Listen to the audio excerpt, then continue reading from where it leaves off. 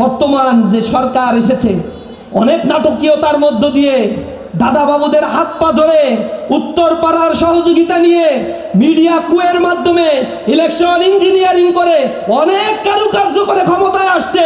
কতদিন টিকতে পারবা? জনগণ রাস্তায় নামলে বেদম মাইরের মুখে একদিনও টিকতে পারবা না।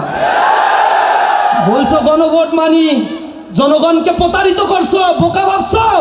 নেফাকি চরিত্র বন্ধ করো, অন্যথায় এমন তীব্র প্রতিরোধের মুখে পড়বা, পালিয়ে দিল্লিও যাওয়ার সময় পাবা না। জনগণকে বোকা মনে করো না। এদেশের রাষ্ট্র সংস্কারের নামে রাষ্ট্রের সম্পত্তি লুটপাট করেছে পূর্বের ফ্যাসিবাদ।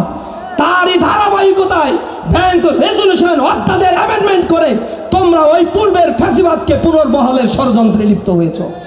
জনগণের অধিকার নিয়ে ছিনিমিনি খেলছো, সাংবিধানিক অধিকার কেড়ে নিচ্ছ, আবার ফ্যাসিবাদ আর স্বৈর শাসক পুনর্বাসনের জন্য গণভোটের রায়কে তোমরা অস্বীকার করছো।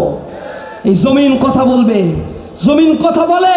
চাপাই নবাবগঞ্জের মাটিতে শহীদ আব্দুল মতিনের রক্ত ঝরেছে, শীষ মোহাম্মদের রক্ত ঝরেছে, রাশেদুলের রক্ত ঝরেছে। সেই রক্ত কথা বলেছে। চাপাই নবাবগঞ্জ ইসলামের জন্য উর্বর হয়েছে।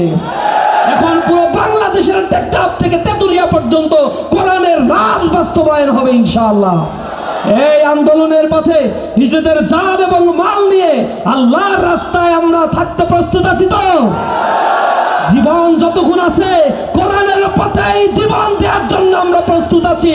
শাহাদাতের তামান্না লালন করি আমরা বুকে। এই শাহাদাত যদি আমাদের প্রাপ্ত হয়, এর চাইতে বড় মৃত্যু আমাদের আর কিছু নাই। আমরা শুহাদা, সিদ্দিকিন, সালেহিনদের সাথে জান্নাতে বসবাস করতে চাই।